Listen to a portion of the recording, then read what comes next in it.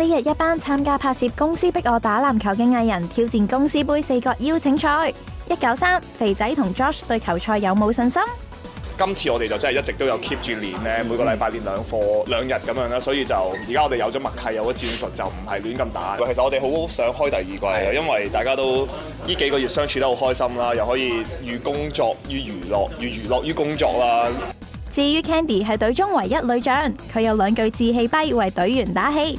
亨仔、希俊同 T 蘇有咩應戰策略呢？我會將壓力變成動力，然後將呢個動力變成佢哋嘅俾佢哋嘅信心。係，我對我啲隊員係非常之有信心。大家今日應該都會去盡晒啦。